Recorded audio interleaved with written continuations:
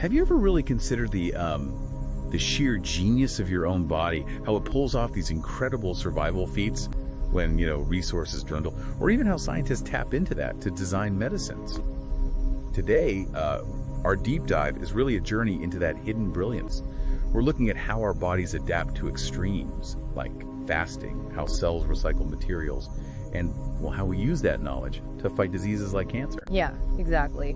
And our mission for you today is essentially to pull out the key insights. We're connecting the dots, right, between your body's metabolic survival plans, its cellular efficiency, and how targeted drugs actually work. Think of it like a shortcut, maybe, to understanding these really vital biological processes without getting lost in all the microscopic details. That adaptability is, it's just incredible. It makes you wonder, doesn't it? That the body's so smart at these big survival things. How does that work inside our tiny cells? But okay, first, let's unpack one of the really big ones. Metabolic adaptations during prolonged fasting. How does our body actually stay alive, keep going when there's no food coming in? Well, the fundamental thing is it shifts its main fuel source. It moves away from relying mostly on glucose, sugar, towards using fatty acids and these things called ketone bodies. And the big reason, to protect your essential muscle protein. You don't want to burn through muscle if you can help it. Okay, so it's not just running on empty, it's switching fuel tanks. Precisely, and it happens in phases. It's quite elegant, actually. Phase 1, just after you eat, maybe up to 4 hours, your liver doles out glucose from its stored glycogen.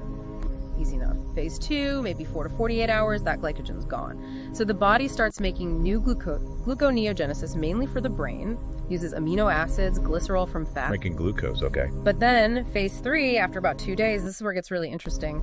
The brain itself adapts. It starts using these ketone bodies for, up to 2/3 of its energy. And that is the game changer. It drastically reduces the need to break down muscle protein to make glucose. Wow. So the brain actually changes its preferred food. Exactly. So the key adaptations you see are less glucose use everywhere but the brain, much more fat breakdown, that's lipolysis, and the liver seriously ramps up making those ketone bodies, ketogenesis. So what does this really mean for you listening? It shows your body has this incredibly smart backup plan. It re-engineers its whole fuel system to survive, protecting muscle above almost all else. And this isn't just theory, right? It's clinically relevant for things like starvation, obviously, but also diabetic ketoacidosis. Ketones are key. Absolutely key. It's a fundamental survival mechanism. Okay, so from that big picture body strategy, let's zoom right in down to the microscopic level, because that same kind of ingenious efficiency, it happens inside our cells too. We're talking about something called the salvage pathway of purine synthesis. Right, purines, these are crucial building blocks for DNA and RNA, adenine, guanine. Exactly, and salvage pathway sounds like recycling, is that what it is? That's a perfect way to put it. Your cells are brilliant recyclers. This pathway is essentially an energy-efficient shortcut. Instead of building purine nucleotides from scratch every time, which takes a lot of energy, it reuses existing purine bases like adenine, guanine, hypoxanthine, and nucleosides to make the new nucleotides needed. Saves energy. Makes sense. Yeah, and there are specific enzymes doing the work. Think of them as the recycling crew. You've got HGPRT that handles hypoxanthine and guanine, and APRT handles adenine. It's cellular economics, really. Very efficient. Okay, but what happens if this recycling system breaks down? Well, that's where the clinical relevance really hits home. There's a condition, Lesch-Nyhan syndrome. It's caused by a complete lack of that HGPRT enzyme. Without it, those purines, hypoxanthine and guanine, can't be salvaged. They get broken down instead. This leads to a massive overproduction of uric acid, which causes severe gout, but also really severe neurological problems. Wow, just from a faulty recycling enzyme. It underscores just how vital this simple recycling pathway is for our overall health, not just cellular energy saving. That really drives it home. And knowing how it fails, like in Lesch-Nyhan, presumably helps us understand how to maybe intervene. Which leads us nicely into how we actually use this kind of knowledge to fight disease. Let's talk about inhibitors of purine synthesis, anti-cancer drugs. Right, so if the salvage pathway is about recycling, the de novo pathway is about building purines from scratch. And cancer cells, because they divide so rapidly, have a huge demand for new DNA and RNA building blocks. They need lots of purines fast. So they rely heavily on that build from scratch pathway, making them a target. Exactly, it's their vulnerability. So these drugs cleverly target that de novo pathway. Take methotrexate. It's what we call a folate analog. It looks like folate, a B vitamin crucial for the process, and it blocks an enzyme called dihydrofolate reductase. This stops the production of tetrahydrofolate, a key helper molecule needed to build purines. It gums up the works. Okay, Clubble, like a fake key jamming the lock. Pretty much. Then you have drugs like 6-mercaptopurine. This one's a purine analog. It actually looks like a purine building block. So the cell tries to use it, it gets incorporated into DNA, but because it's faulty, it messes up DNA synthesis and replication, killing the cancer cell. An imposter building block. Right. And another example, mycophenolic acid.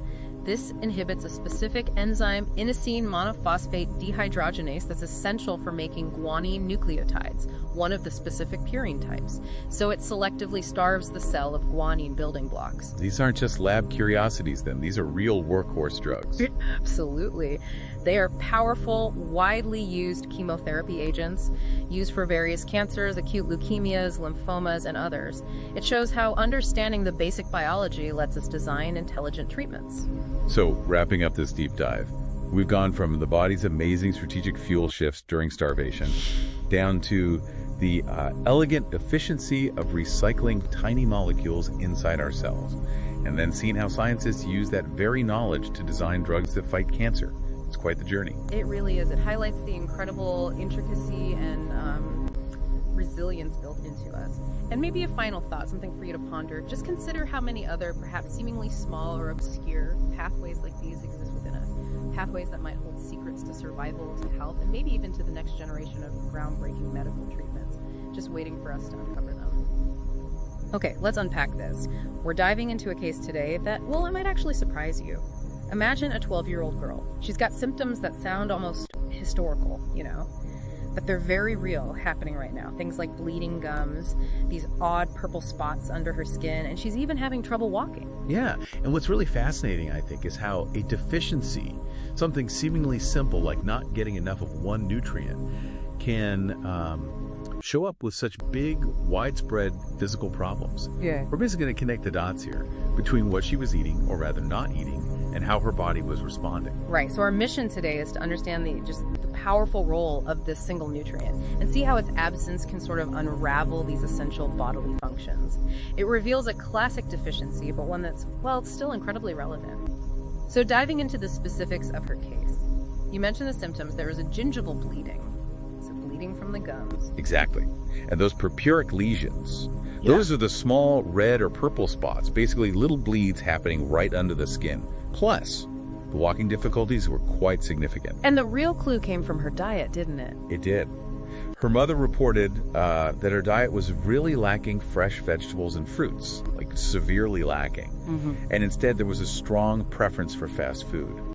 That dietary history, it was absolutely key. Okay, so you take that whole picture, the bleeding gums, the skin spots, the trouble walking, plus that diet information.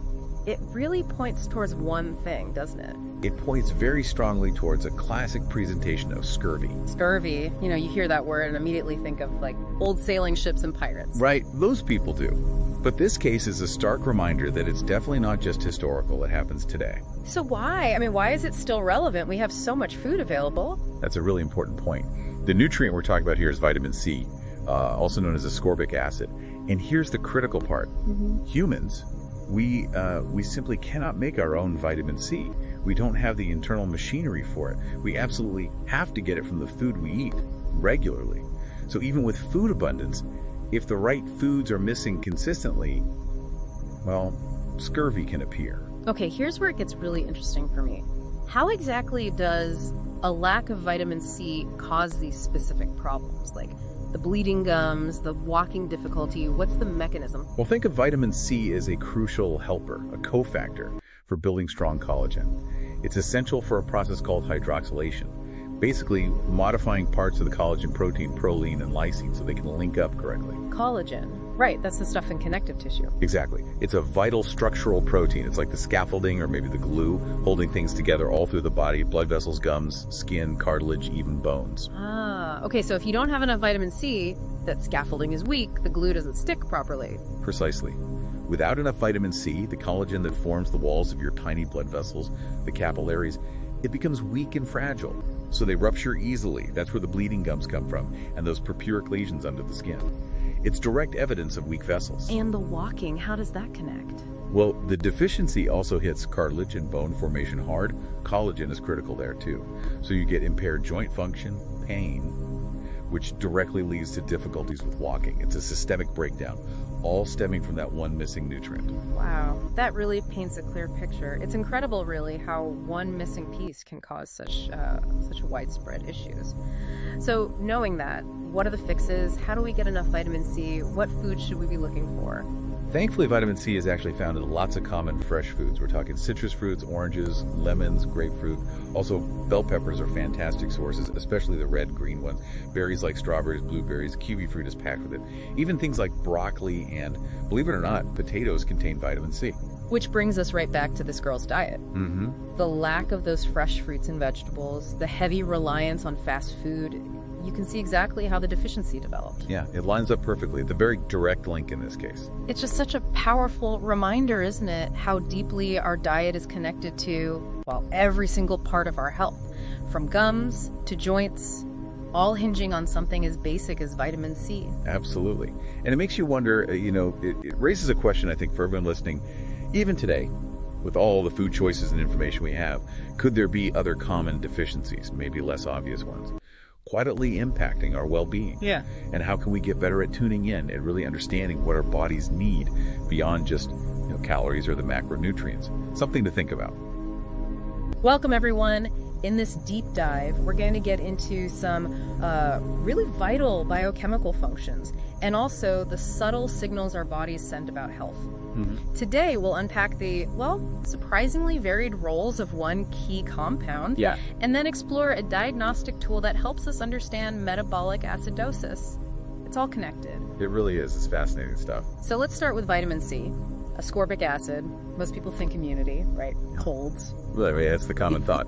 But for you listening, it's really crucial to know it's much more than that. It's a critical cofactor. A helper molecule. Exactly. A helper molecule and, tons of enzymatic reactions. Really intricate stuff. And one area that's quite striking is its role in structure, isn't it? Collagen. Oh, absolutely. Think of it like a structural engineer for your cells.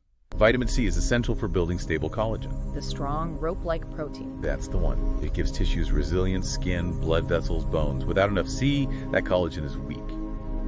Fragile. So, fragile blood vessels, connective tissues, it really holds things together. Literally, it's foundation. And beyond structure, it's protective too. You mentioned antioxidants. Yes, definitely. It's a powerful antioxidant. It neutralizes those damaging free radicals, reactive oxygen species. The things that cause cell damage if they build up. Precisely. And what's really interesting is that it also helps regenerate vitamin E. Ah, okay. Another major antioxidant. Right. So they work together, creating this sort of synergistic protective shield. That's quite a team. Now, I also read about its connection to brain function. Yeah, that's another layer. It acts as a cofactor for making norepinephrine. A neurotransmitter. Important for signaling in the brain. So it plays a role there too. And we can't forget iron absorption. Right. How does that work? Well, vitamin C helps convert iron from food into a form that's easier for your intestines to absorb. The ferrous state, Fe2+. So it actually helps you get more of the iron you eat. Exactly. Helps absorption significantly. It's quite the multitasker. It really is amazing how one single compound does so much. But what happens when this internal balance gets, thrown off? How do we spot trouble, especially with acid-base levels? Yeah, good question. That brings us to a really important concept in diagnostics. Yeah. The anion gap. Okay, the anion gap. Let's break that down. So think of your blood's electrical charge like a balanced equation. We measure the main positive ions, the cardances, mostly sodium, Na+. Okay. And we measure the main negative ions, anions, mainly chloride, Cl-, and bicarbonate, HCO3-. Got it. The anion gap is basically just a calculation. Sodium minus chloride plus bicarbonate. So Na plus Cl plus HCO3. That's the formula. It's looking for a difference, essentially accounting for the anions we don't routinely measure. Like a check for hidden charges, almost. And there's a normal range for this? Yes. Typically somewhere between 8 and 12 milliequivalents per liter. Yeah. MEQL. Okay, 8 to 12. So what does it mean clinically? Well, this is where it gets really useful. A high anion gap, one above that normal range, is a big red flag. It signals that there's an accumulation of unmeasured acids in the blood. Things like lactate, maybe from tissues not getting enough oxygen. Lactic acidosis. Right, or ketone bodies which build up in diabetic ketoacidosis, DKA. Okay, so the high gap points to extra unmeasured acid floating around. Exactly. It tells us there's some kind of metabolic disturbance producing excess acid. Which leads us directly into metabolic acidosis itself. What's the bigger picture there? So metabolic acidosis is basically a state where the body either produces too much acid or the kidneys aren't getting rid of enough acid. And the result is the blood pH drops, becomes too acidic. Correct, which is dangerous. And as we just mentioned, a high anion gap often points to the cause. Like DKA, lactic acidosis. Right. What else causes a high gap? Kidney failure is a big one.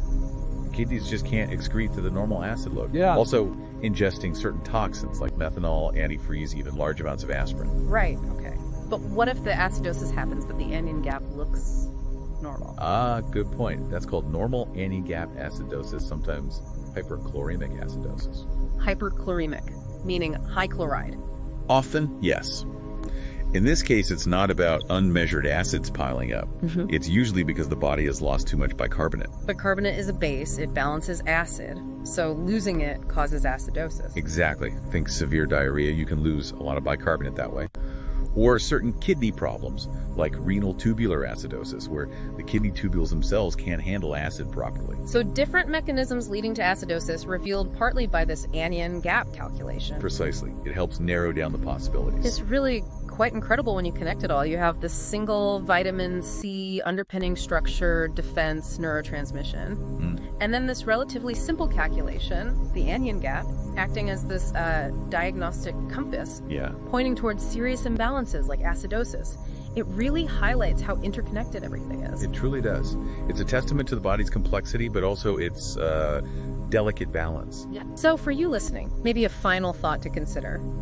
How many other seemingly basic components, these fundamental cogs in our biology, are we perhaps still underestimating? That's a great question. And what other subtle signals, maybe like the anion gap, are our bodies sending that we haven't fully learned to interpret yet? There's always more to uncover.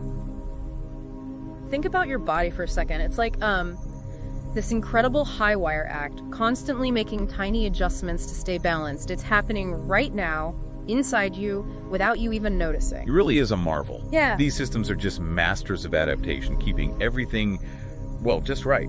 Exactly. So today we're going to do a deep dive into 3 of these fundamental processes.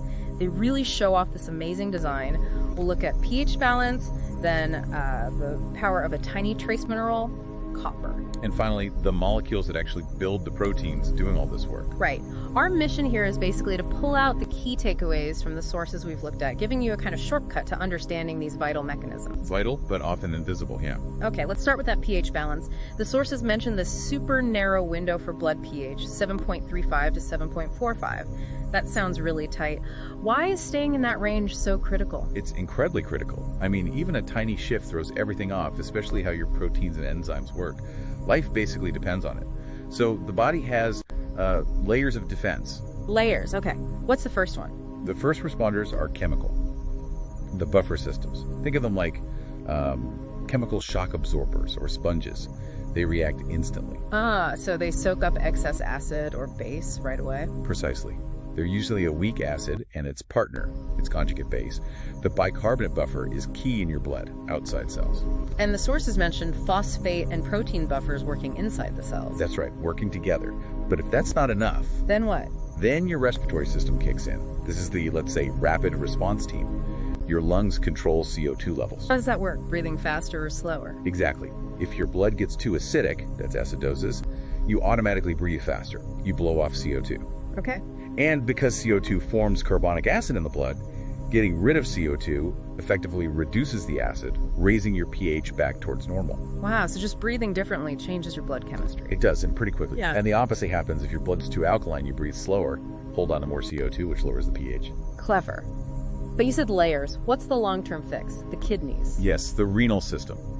It's the slowest defense, can take hours or days, but it's the most powerful for really correcting things long term. And how do they do it? 2 main things. They actively pump out excess hydrogen ions. The acid part mostly packaged up as ammonium so it's safe to excrete. Okay, getting rid of the acid. And crucially, they reabsorb bicarbonate. They essentially restock those chemical buffer sponges we talked about earlier, Yeah. making sure they're ready for the next challenge. It's this layered, redundant system. Really elegant. That makes sense. Okay. Okay, shifting gears a bit from these big systems down to something tiny but mighty, copper. Our sources highlight this trace mineral. How can something you need so little of be so important? Well, that's the fascinating part, isn't it? Trace amounts, but huge impact. Copper is essential as a helper molecule, a cofactor for really critical enzymes, Like which ones? like cytochrome C oxidase, which is absolutely vital for your cells to produce energy in the electron transport chain, and superoxide dismutase, a major antioxidant enzyme protecting your cells from damage. And it's involved in iron too, right? I remember reading that. You got it. It's essential for handling iron, correctly absorbing it, moving it around where it needs to go. Plus, it's needed for enzymes that build strong connective tissues, like collagen and elastin. So it's involved in energy, defense, iron structure, quite a portfolio. No, but here's the catch. Balance is key. Too much or too little is a big problem. Ah, so this brings us to those diseases. Wilson's disease, that's too much copper. Exactly. It's a genetic thing where you can't transport copper properly, so it builds up to toxic levels, especially in the liver, brain, and eyes. Nasty. Then the opposite problem. That's Menkes disease, also genetic, but here the problem is you can't absorb enough copper from your diet. This causes a severe deficiency, leading to serious neurological problems and issues with those connective tissues we mentioned. It really underscores that need for precise balance, doesn't it? Absolutely. A tiny amount is essential, but stray too far either way, and the consequences are severe. It's fragile precision. Okay, so we've talked about system balance and mineral balance. Now, how does the body actually build the things, like enzymes and protein buffers, that do all this work? This brings us to RNA, right? The molecular construction crew. Yeah, you call it that. Okay. This is where the flow of genetic information gets really interesting. First up is mRNA, messenger RNA. The messenger, okay. What's its job? Its job is to carry the genetic code, instructions, from the DNA blueprints safely stored in the cell's nucleus out to the cytoplasm where the proteins are actually built. At the ribosome? At the ribosomes, exactly. Okay. The mRNA acts as the direct template, saying build this protein sequence. Got it. Then there's tRNA, transfer RNA. The sources called it the translator. That's a great way to put it. Each tRNA molecule is specifically designed for one type of amino acid, the building blocks of proteins. It has two important ends. One end has a three-letter code, the anticodon, that matches a specific code on the mRNA template. The other end carries the correct amino acid corresponding to that code.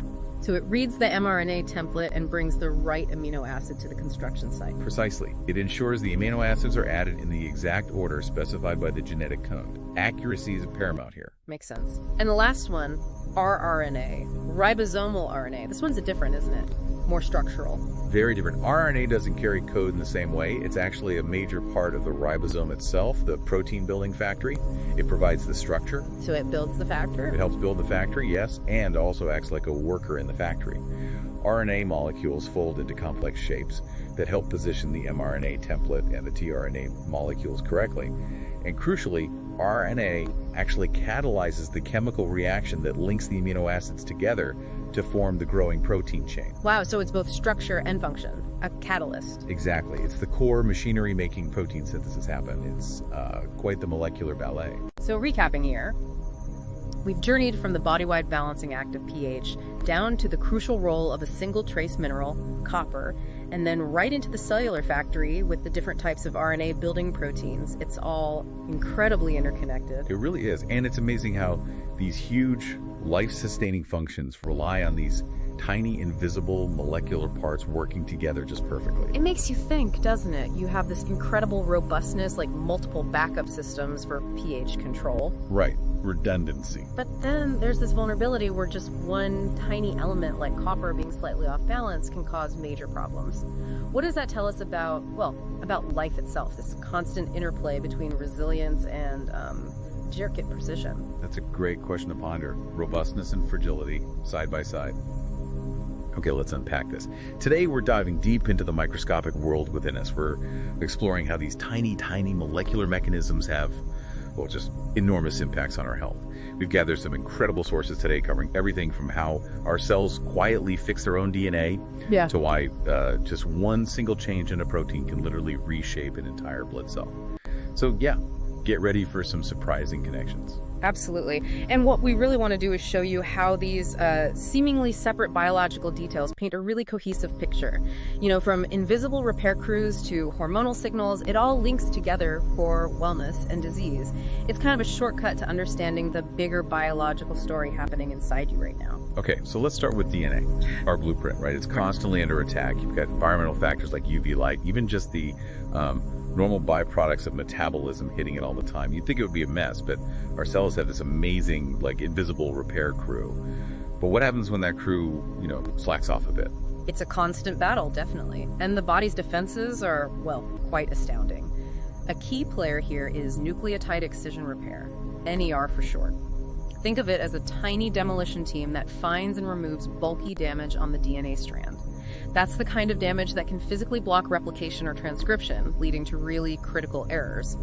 Now, when NER is defective, like in xeroderma pigmentosum or XP, individuals become incredibly vulnerable. We see extreme sensitivity to UV light and, sadly, a dramatically higher risk of skin cancer, often at a very young age. Wow, that's intense. So it's not just knowing there's damage, but having a specific tool for a specific type of damage. Does this mean our cellular health is, more fragile than we think? Or is XP just showing us how robust things usually are? That's a really insightful question. XP certainly highlights a critical vulnerability, but actually, I think it's more a testament to the sheer redundancy and precision of our overall repair systems. Most of us have this silent, diligent battle happening constantly with lots of backup plans. It really makes you pause and think, how many other unseen molecular processes are working hard right now just to keep you functioning? Building on that idea of delicate balance then, let's shift to hormones. The body's messaging system. What happens when their harmony gets disrupted? Let's take a case. Imagine a 30-year-old woman. She comes in with neck swelling, she's gained weight, feels exhausted all the time, and her periods are infrequent. Lab results show low thyroid hormones, T3 and T4, but interestingly, high TSH and also high cholesterol. What's going on there? Yeah, that clinical picture, it screams classic hypothyroidism. And it perfectly shows how interconnected things are. So, the low thyroid hormones, T3 and T4, signal the anterior pituitary gland to pump out more thyroid-stimulating hormone, TSH. It's trying to kick that underperforming thyroid into gear, you see, and that's what causes the neck swelling, the goiter. Okay, that makes sense. But the elevated cholesterol, that's particularly revealing. Low thyroid hormones actually reduce the number of LDL receptors, that's the bad cholesterol, on liver cells. So the liver basically can't clear LDL from the blood as efficiently. Right, so a problem in one tiny gland doesn't just affect energy levels, it directly messes with cholesterol through a very specific molecular switch. It's not just feeling generally unwell, it's a whole systemic cascade. Exactly, it connects the dots, doesn't it? Seemingly unrelated symptoms, lethargy, weight gain, cardiovascular risk, can trace back to one core hormonal issue. It really underlines the body's intricate communication network. Okay, let's move to proteins.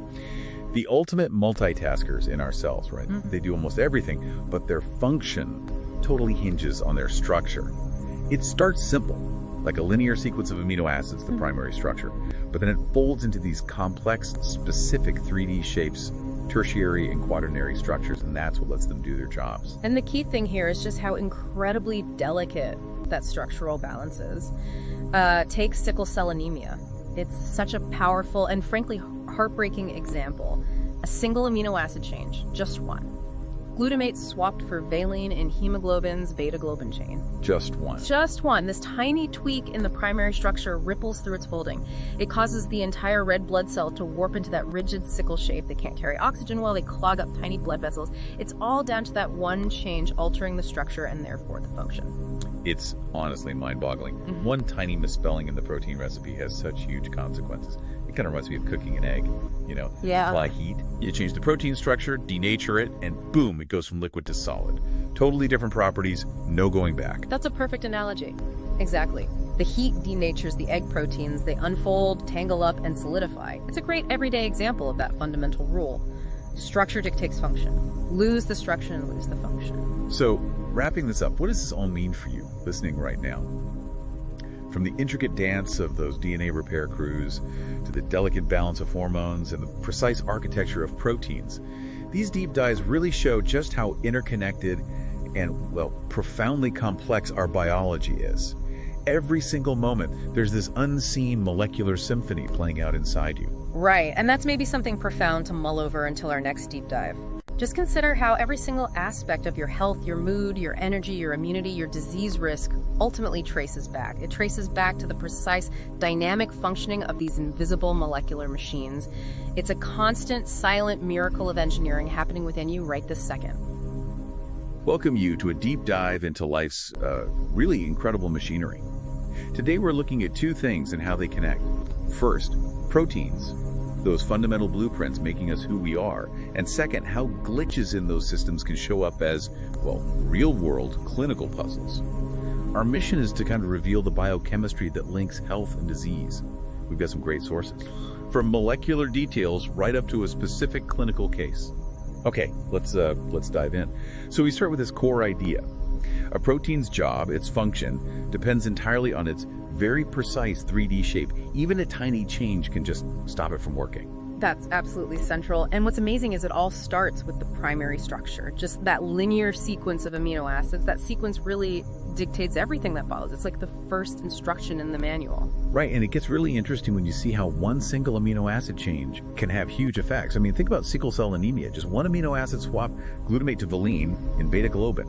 It completely changes hemoglobin shape and, well, its ability to carry oxygen properly. Exactly. That one tiny change just cascades through the folding process.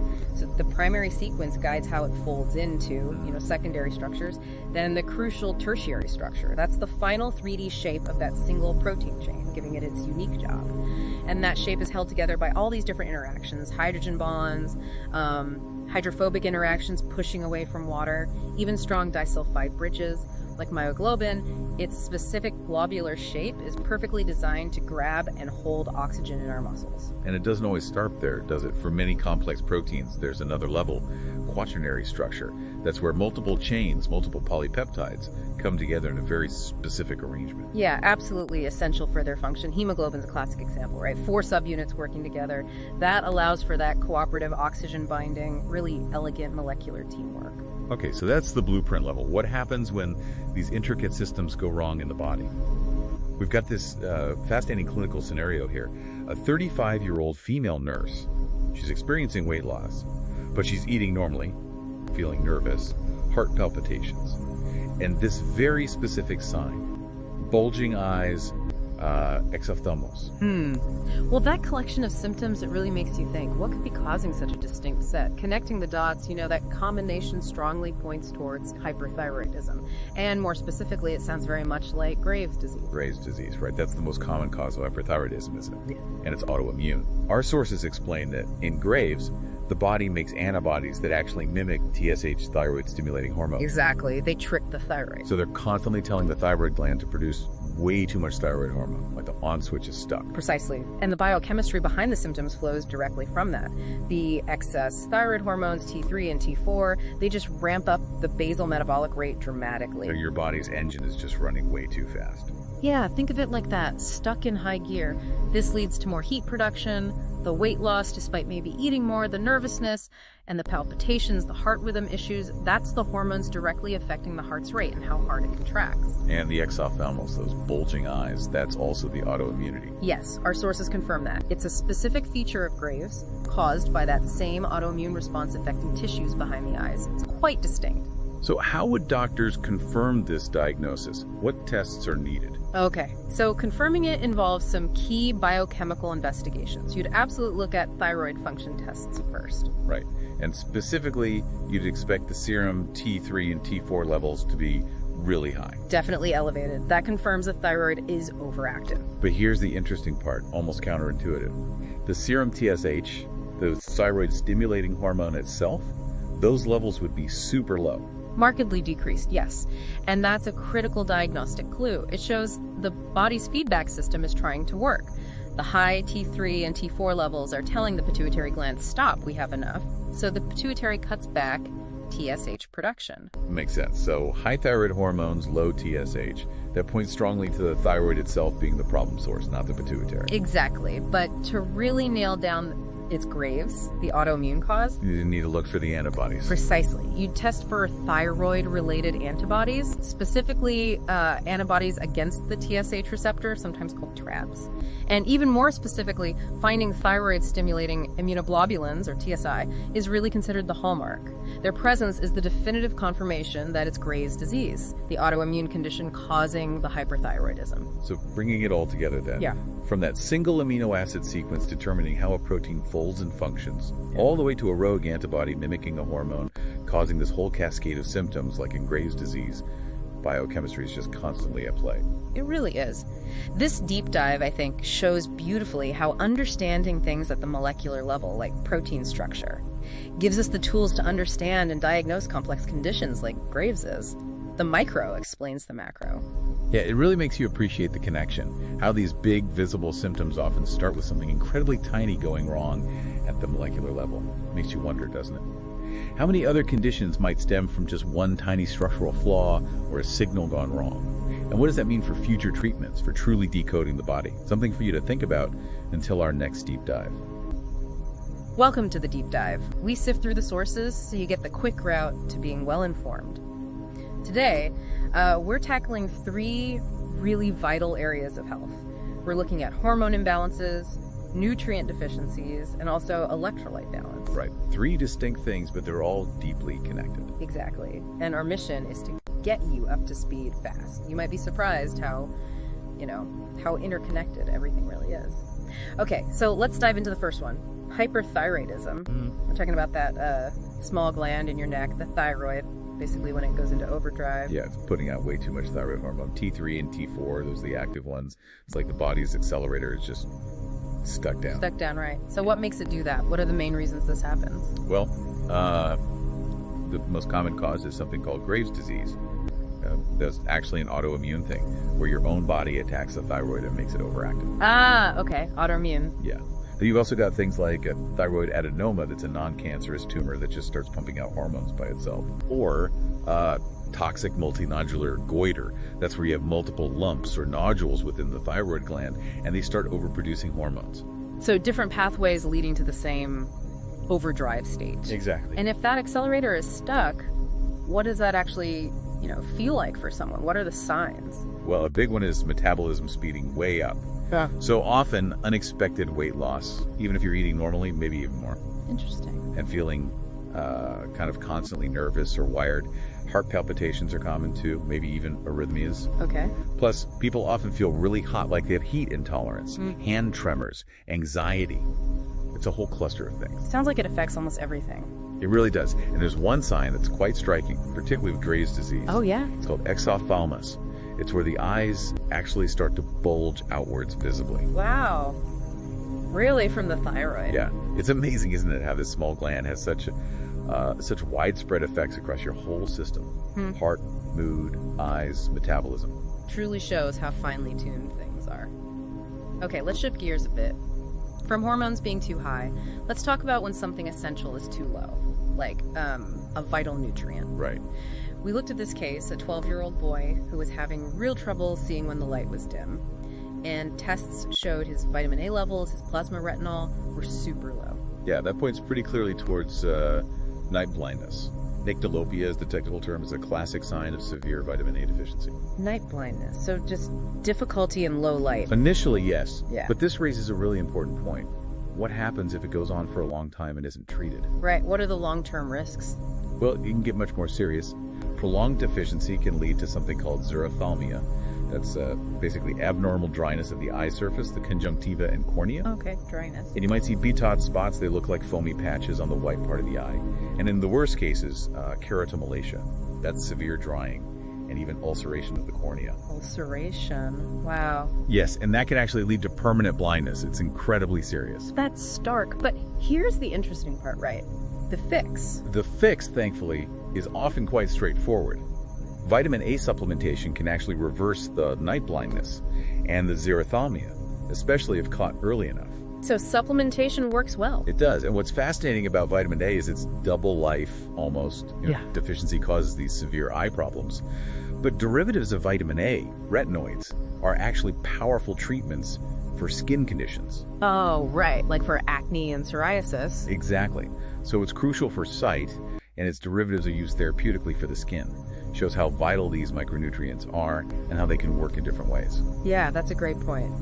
Okay, so we've done hormones, we've done vitamins. Let's talk electrolytes, specifically sodium. Sodium often gets a bad rap, but it's absolutely essential.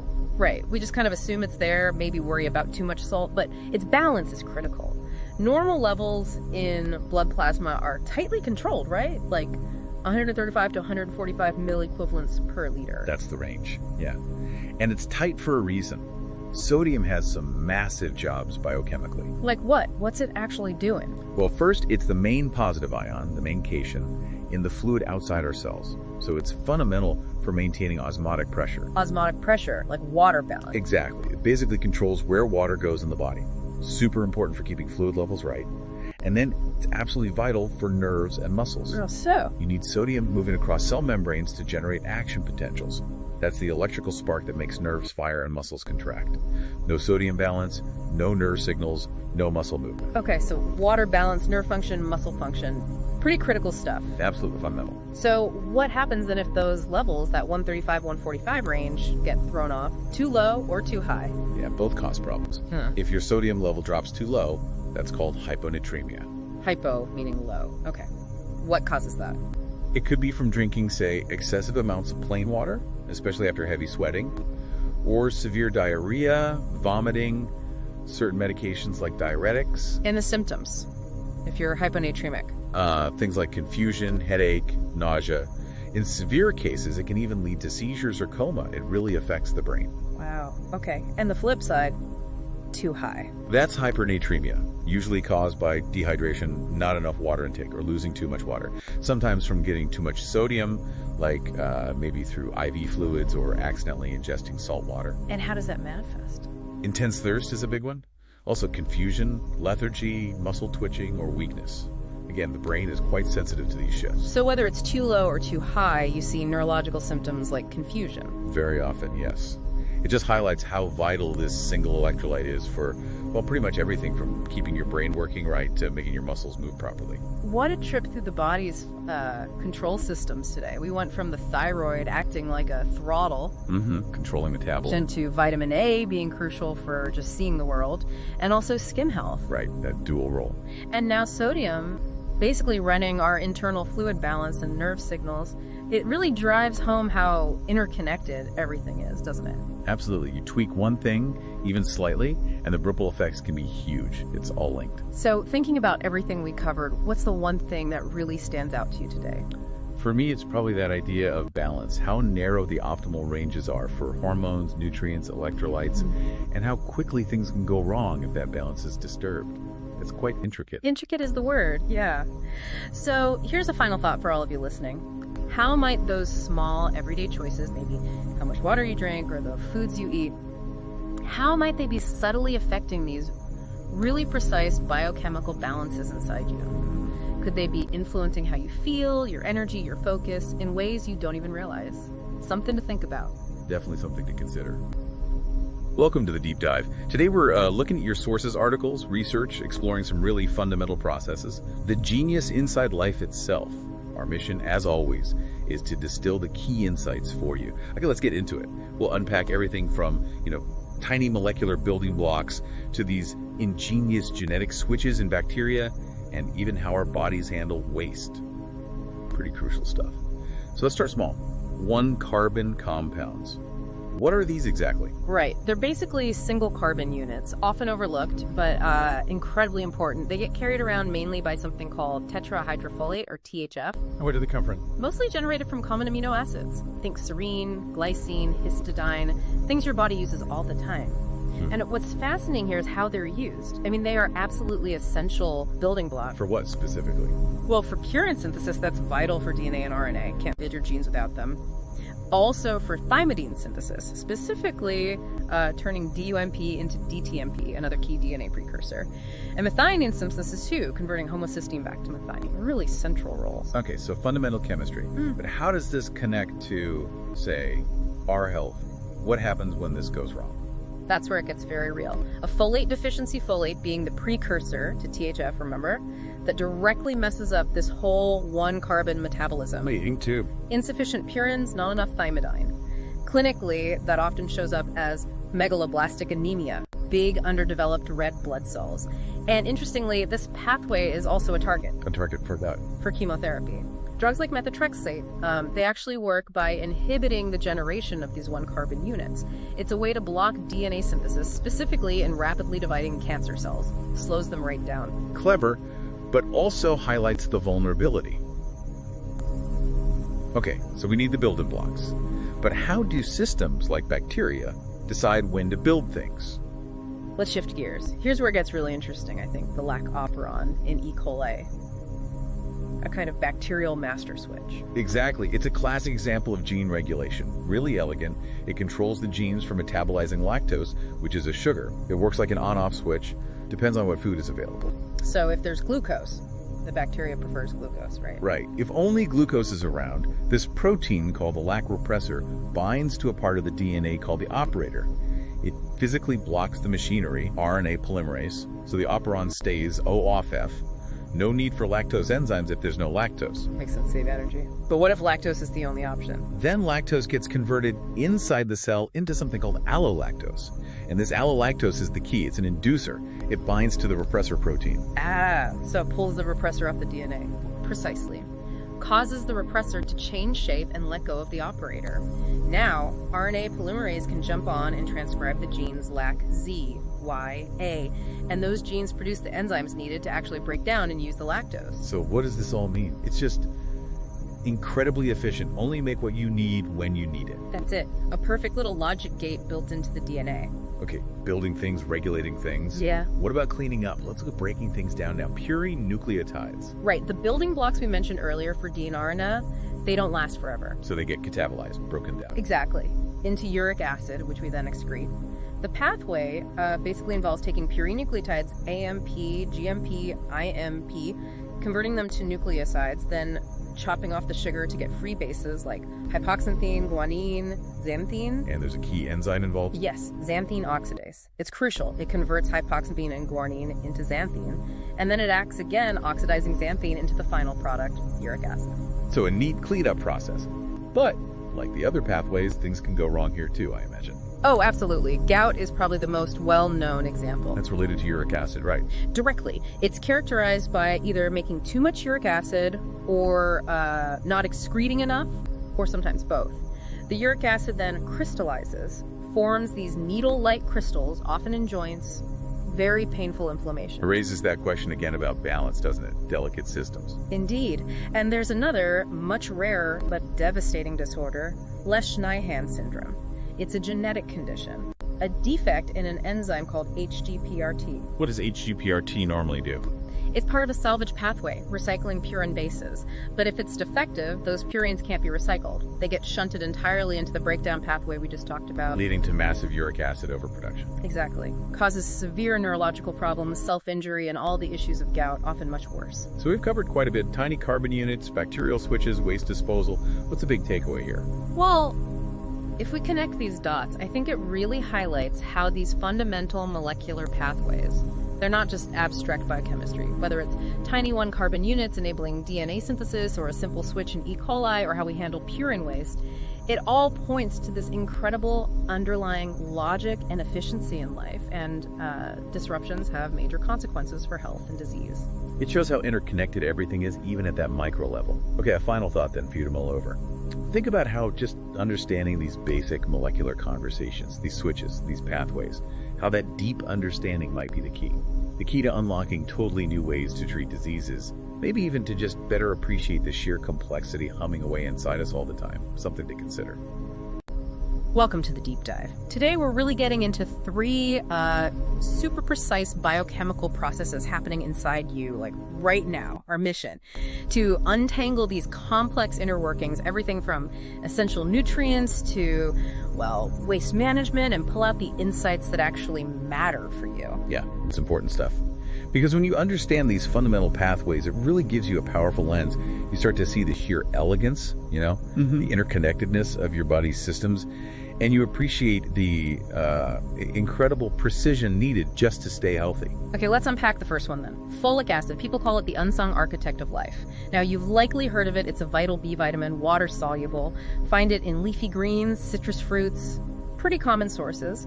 But what's it really doing in there? Well, what's fascinating here is its job. It's basically a master builder for growth, for renewal. Its active form, tetrahydrofolate, THF for short, is a critical piece in what scientists call one-carbon metabolism. One-carbon metabolism. It's technical. It does. But think of it like a tiny cellular assembly line.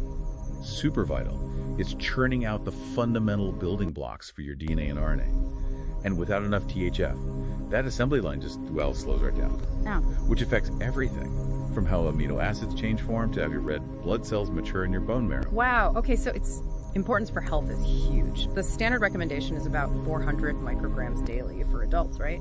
But that number really jumps up in early pregnancy. Absolutely crucial then, to prevent serious birth defects, things like spina bifida, those neural tube defects. And if you are deficient while your body struggles to make new DNA properly, that leads to something called megaloblastic anemia. You get these large, sort of immature red blood cells. Making you feel tired, weak. Exactly. All because that DNA synthesis is impaired. Okay, now here's where, for me, it gets really interesting.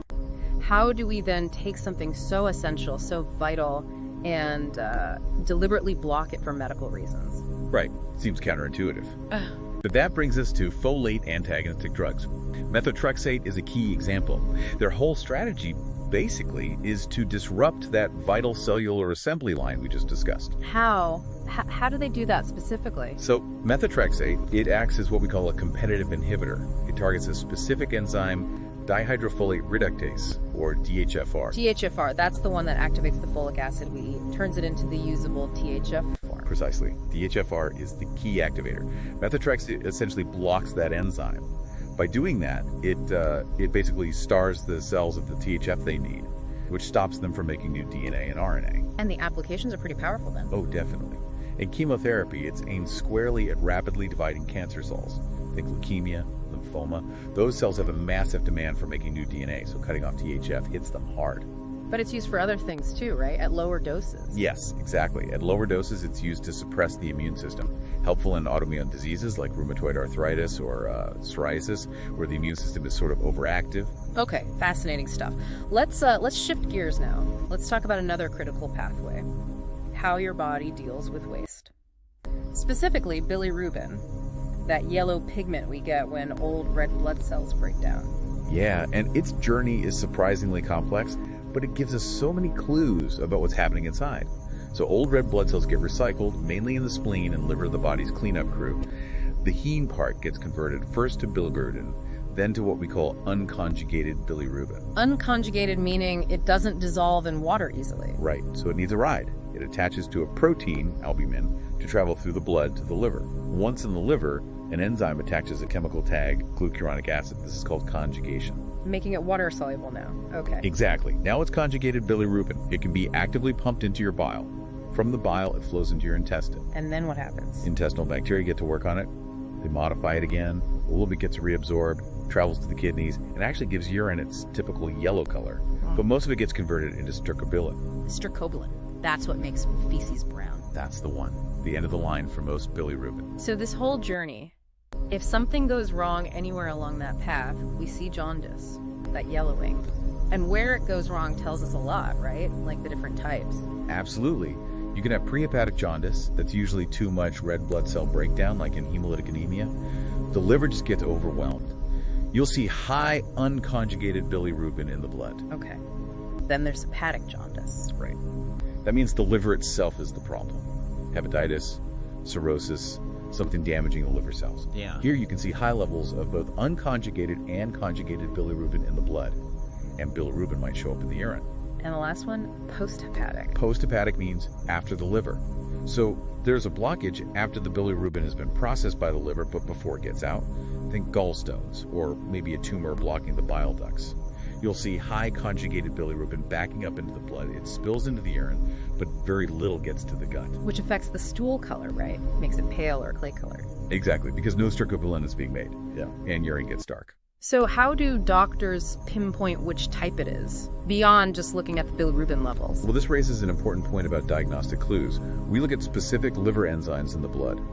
For instance, if enzymes like ALT and AST are really high, that's like an early warning signal for liver cell damage, points towards hepatic jaundice. Okay. But if you see markedly elevated alkaline phosphatase, ALP, and another one called GGT, that often suggests a problem with the bile ducts. So more likely a post-hepatic obstructive issue. These markers give us different pieces of the puzzle. Wow. Okay. So, wrapping this up, what does this all mean? We've gone from this like tiny B vitamin building DNA molecule by molecule to how we cleverly inhibit that for therapy and then track this whole complex journey of bilirubin waste management. It just highlights the incredible precision and really delicate balance inside us. It truly does. And maybe it leaves you, the listener, with a final thought to consider. Think about how these seemingly small biochemical reactions, the function of just one enzyme, can have such massive cascading effects on your overall health. How does knowing that shift your perspective on this intricate symphony that's playing out inside you, literally every moment? A really profound thought to end on. Thank you for joining us on this deep dive. Welcome to the deep dive. Today, we're really getting into something essential, something happening inside you right now, your liver. Specifically, how it acts as this master detoxifier. Absolutely. We've got some great source material lined up on liver function, things like jaundice, how the body handles ammonia. Yeah, it's all about understanding these, well, really intricate biological pathways, right? The ones that keep us healthy. And crucially, what happens when they, go wrong. Our goal here is just to get you up to speed quickly on these vital processes. Exactly. So we'll unpack the different kinds of jaundice, look at key liver enzymes, how your body deals with that toxic stuff, ammonia, and what happens with certain genetic conditions that affect that system. Okay, let's dive in. Let's do it. So, jaundice. Most people know it as like yellow skin, yellow eyes. But it's not just one thing, is it? No, definitely not. Our sources break it down nicely into three main types: pre-hepatic, hepatic, and post-hepatic. Yeah. Each one tells a different story about what's happening inside. Different story. How so? Well, it's fascinating how the specific signs act like clues. Take pre-hepatic jaundice that's often from too many red blood cells breaking down too quickly. Okay, so like hemolysis. Exactly. And the key marker there is high unconjugated bilirubin in the blood. That's the raw yellow pigment before the liver has processed it. And you see dark feces with that one, right? But no bilirubin in the urine? Precisely. Because the unconjugated form isn't water soluble, so the kidneys can't filter it out. Okay, interesting. So what about the other types? Hepatic. Right, hepatic means the problem is in the liver itself. Think liver cell damage, maybe from hepatitis or something similar. So the liver cells themselves are struggling. Yeah, and in that case, you often see both high conjugated and unconjugated bilirubin. Yeah. And because some bilirubin is being processed and made water soluble. It shows up in the urine. Yeah. And then there's post-hepatic, that's usually a blockage after the liver in the bile ducts. Ah, like gallstones blocking the plumbing. Gallstones are a classic cause, yeah. Here, the main issue is high conjugated bilirubin. Oh. The liver processed it, but it can't get out into the gut properly. So it backs up into the blood and also appears in the urine. Correct. And the big telltale sign here is often clay-colored feces, because that bile pigment isn't reaching the intestines to give stool its normal color. Wow, so your body really does change its output signals depending on the problem. It absolutely does. Which leads to the question, how do doctors pinpoint which type it is? Enzymes, right, that's where the blood tests come in. Exactly. Liver enzymes are key. If you see elevated ALT and AST, those enzymes leak out when liver cells are damaged. It strongly suggests hepatic jaundice. Okay, cell damage points to L-test. But if you see really high ALP and GGT enzymes more related to the bile ducts, that's a big red flag for post-hepatic jaundice, the blockage type. Got it. So the enzyme pattern helps map the symptoms to the underlying issue. Precisely. It connects the dots. Okay, so dealing with bilirubin is one major detox job for the liver. But you mentioned ammonia earlier. That sounds less benign. Oh, much less. Ammonia is a seriously toxic byproduct, mainly from breaking down amino acids and proteins, a process called deamination. And toxic how? Like generally bad? Especially bad for the brain. It's highly neurotoxic, but thankfully the body has this, well, really elegant system to deal with it. Urea cycle. The urea cycle, yeah. Happens mostly in the liver. It takes that dangerous ammonia and converts it into urea. Which is safer. Much, much safer. Urea is far less toxic, and it's water soluble, so it can be easily transported to the kidneys and, excreted in urine. It's a brilliant waste disposal system. Okay, so what happens if that system breaks down? Say the liver itself is badly damaged, like in cirrhosis. Well, that's when you run into big trouble. You get hyperammonemia, too much ammonia in the blood. Because the liver can't run the urea cycle properly. And that excess ammonia doesn't just float around harmlessly. It can cross the blood-brain barrier. And that leads to Hepatic encephalopathy. Because ammonia is so toxic to brain cells, the buildup causes neurological symptoms, confusion, disorientation, drowsiness, even coma. It can be fatal. Wow. It really highlights how vital that liver function is for protecting the brain. Absolutely critical. Keeps that dangerous metabolic waste in check. So that urea cycle sounds pretty important. But what if there's a problem with the cycle itself, like from birth, a genetic issue? Yeah, that happens too. Those are called urea cycle disorders. Basically, genetic conditions where one of the specific enzymes needed for the cycle doesn't work correctly or is missing. So the conversion process gets stuck. Exactly. And the results is predictable, unfortunately. Ammonia builds up. Our sources mention a few key ones, like carbamoyl phosphate synthetase I or CPSI deficiency. And that causes problems early on? Very early, yeah. Severe hyperammonemia, often right after birth. Another significant one is ornithine transcarbamylase, OTC deficiency. That one's X-linked, actually. Meaning it affects males more often? Generally, yes, and it's a common cause of hyperammonemia. There's also arginosuccinate lyase deficiency that leads to a buildup of something called arginosuccinic acid and ammonia. These sound really serious. Oh, they are. They're considered medical emergencies. Immediate treatment is crucial. And what does treatment involve? Trying to get the ammonia down. That's the primary goal, yeah. Reduce ammonia levels quickly. This often means a very strict protein-restricted diet because protein breakdown produces ammonia and specific medications. Medications that help get rid of ammonia some other way. Exactly. They help scavenge or divert ammonia away from building up in the bloodstream. It's a constant balancing act. Man, what an incredible look at just a couple of the liver's jobs. From handling bilirubin and giving us clues through jaundice, to managing toxic ammonia via the urea cycle. It really shows how these symptoms and enzyme markers we talked about are windows into what's happening internally. And how even tiny genetic errors in one enzyme can have massive health consequences. It definitely gives you a deeper appreciation for the body's complexity, doesn't it? And its resilience, too. So many backup systems and pathways. Totally. So next time you're just going about your day, maybe give a quiet thanks to your liver working away silently. Doing incredibly vital work. Which makes you wonder, doesn't it? What other absolutely essential unseen processes are constantly going on inside us that we just take for granted? Something to think about. Keep that curiosity going, and we'll see you on the next deep dive. Welcome, deep divers. Today, we're embarking on quite a journey deep into the fundamental mechanics of the human body. We're going to explore everything from, essential nutrients right down to the blueprint of life itself. Okay, let's unpack this. We're diving into the critical mineral iron, then a curious group of inherited disorders called porphyrias, and finally, the foundational process of transcription. And what's really profound, as we'll see, is how these topics, which seem so different on the surface, are actually intricately linked. It's a vivid reminder, really, how the grand blueprint, our DNA, relies on these tiny building blocks and how fragile that foundation can be when just one small piece is, out of place. Absolutely. So let's kick things off with iron. Here's where it gets really interesting. Why is something like iron, which seems so common, so absolutely foundational to our breath, our energy? Well, it's because iron is this silent workhorse doing so much behind the scenes. Think of it as the core atom in hemoglobin.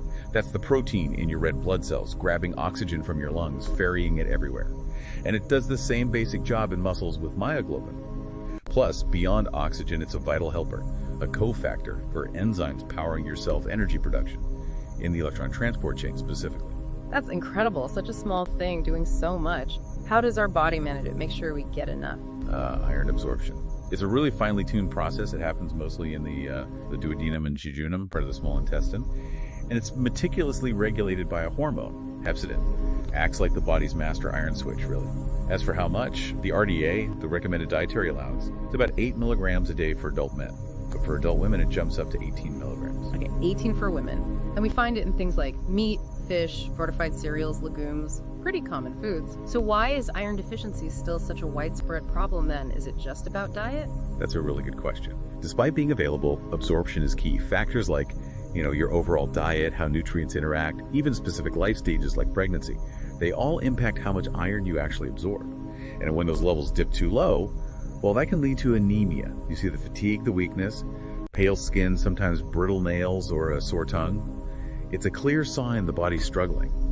Not enough oxygen, not enough energy. Right. So iron is crucial for blood, for heme specifically. And this seems like a good place to pivot because iron is key for heme. But I understand there's this whole group of disorders, the porphyrias, where the body actually struggles to make heme in the first place. What's going wrong there? Exactly. You're spot on with the connection. Porphyrias are inherited disorders where specific steps in the heme synthesis pathway, you can picture it like a complex biochemical assembly line, are defective. This leads to a toxic buildup of the ingredients, the heme precursors called porphyrins. They essentially poison the system from within. What's fascinating here is how these internal sort of self-poisoning mechanisms can occur when building blocks go wrong. Wow, and what does that actually look like for someone living with one of these conditions? Well, there are different types. Each presents unique challenges. One key type is acute intermittent porphyria, AIP. That's caused by a blockage, a deficiency in an enzyme called hydroxymethylpilene synthase early in the heme pathway. It can trigger sudden severe attacks, intense abdominal pain, neurological symptoms like confusion or seizures, even psychological disturbances. Diagnosis often involves finding high levels of specific precursors, like porphobilinogen, in the urine. Treatment might involve glucose infusions or intravenous hematin to try and, calm that pathway down. Okay, so that's AIP. You mentioned others. Yes. Then there's porphyria cutanea tarda, or PCT. This one's actually the most common type. Here, the enzyme defect, uroporphyrinogen decarboxylase deficiency, is further down the line. The main symptom is extreme photosensitivity. Sun exposure causes painful skin lesions, blisters, scarring. It's quite severe. Diagnosed by finding high levels of uroporphyrins in urine, treatment often involves phlebotomy, removing small amounts of blood to reduce iron stores, which can exacerbate PCT, and of course, strict sun avoidance. It's a stark reminder, really, of how the body's own chemistry can turn toxic when one step breaks. It's incredible how one tiny genetic error can cause such massive problems. So, pulling back a bit, what does this all mean? How do our bodies get the instructions to build these enzymes in the first place? The ones that might be faulty in porphyrias, or even the proteins carrying iron, like hemoglobin. That brings us to transcription. That's the fundamental first step. It's where our cells make a working copy, an RNA copy, from our DNA blueprint. An enzyme, RNA polymerase, essentially reads a specific gene on the DNA and synthesizes a matching RNA molecule. That's a process with 3 core steps, basically. First, initiation. The RNA polymerase finds the start signal, the promoter binds to the DNA and unwinds it a bit. Then elongation. The polymerase moves along the DNA strand, adding the right RNA building blocks one by one. And finally, termination. It hits a stop signal, detaches from the DNA, and releases the brand new RNA molecule. It sounds like this incredibly precise molecular factory, but I've heard it's even more complex for us, for humans and other eukaryotes, compared to simpler organisms like bacteria. Why is that? That's a really crucial distinction. In prokaryotes, like bacteria, transcription happens right out in the cytoplasm. It's pretty direct, and translation can even start before transcription finishes. But in eukaryotes, like us, it's different. Transcription happens inside the nucleus. We use 3 different types of RNA polymerase, not just one. And maybe most importantly, the RNA copy isn't ready right away. It needs processing. Think of it like editing, adding a protective cap at one end, a tail at the other, and splicing out non-coding sections. Only after all that can it leave the nucleus to be translated into protein. This extra complexity allows for much finer control, more regulation, but also more steps where things can potentially go wrong. Wow. What an incredible journey we've taken today from, the atomic level importance of iron through the really complex, sometimes fragile pathways of heme synthesis and porphyrias, all the way to the fundamental genetic instructions being read through transcription. It really does make you appreciate the incredible precision needed. These genetic processes have to work just right. And you see the profound impact, often debilitating, when even one tiny step is disrupted. It truly highlights the delicate balance within every single one of our cells. Truly. So maybe next time you think about something as simple as a mineral like iron, consider this incredible unseen symphony playing out inside you, where just one missing note, one tiny change can create this huge cascade. It makes you wonder, doesn't it, what other everyday substances or maybe seemingly minor genetic variations might hold keys to understanding health and disease in ways we're only just starting to grasp. Something to think about. Welcome to the Deep Dive. Today we're embarking on a really fascinating journey. We're going right to the core of what makes us us. Looking at life's fundamental instructions, how cells create their working blueprints.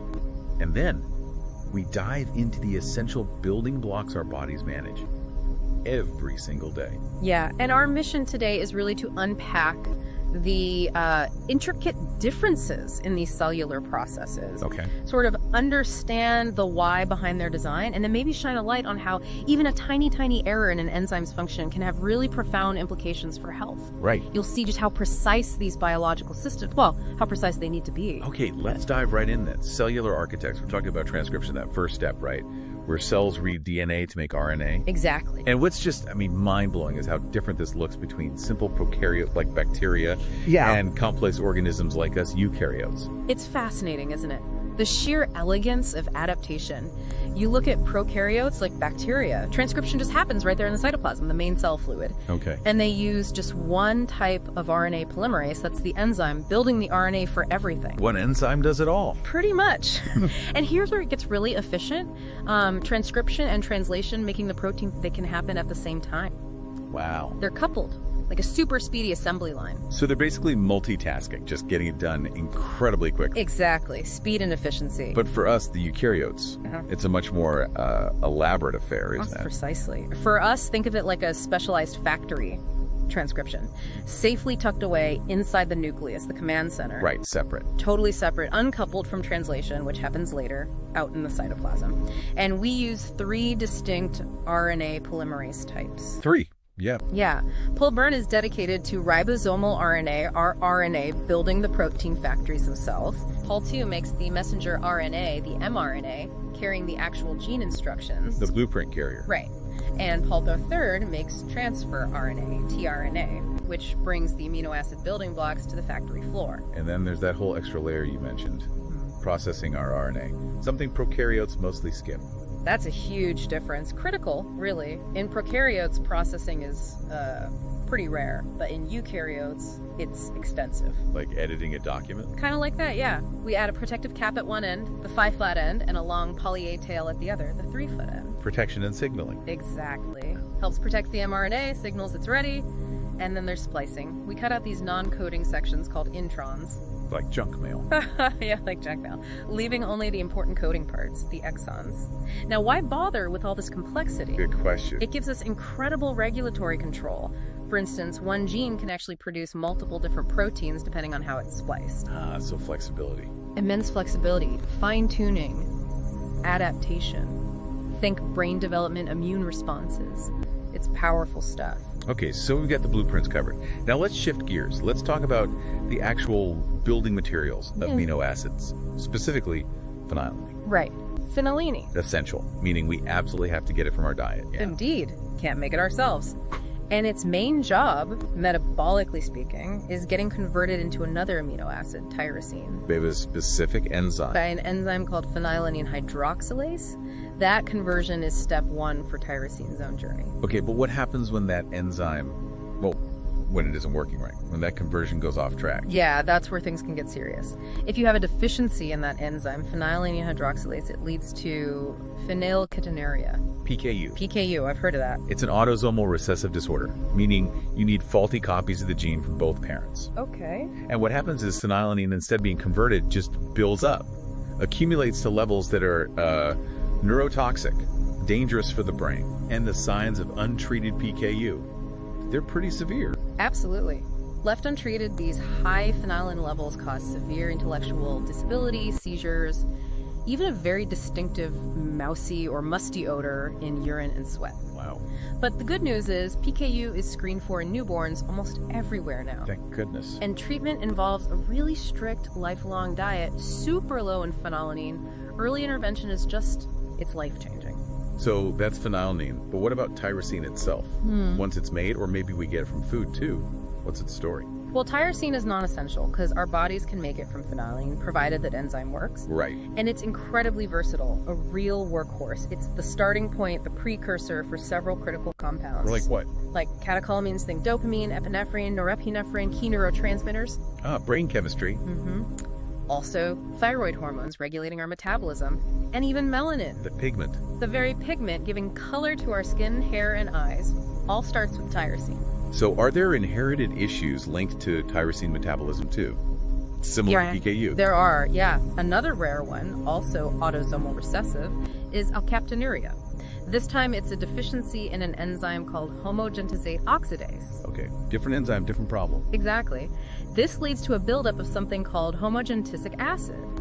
And I think I remember hearing about a very visible symptom for this one. That's right. The classic sign is urine that turns black when it stands for a while exposed to air. Black urine, okay. It's due to that homogentisic acid oxidizing.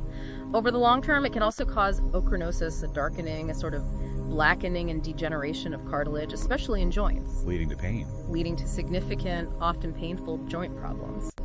And then there's also tyrosinemia, which is actually a group of quite severe disorders impacting the liver, kidneys, neurological function, also enzyme defects in the tyrosine pathway. So pulling this all together, what's the big takeaway here? We've gone from RNA synthesis, how the instructions are read, all the way to amino acid metabolism, managing these fundamental building blocks. It really shows the incredible, almost unbelievable precision needed, right, for our bodies to just function moment to moment. Absolutely.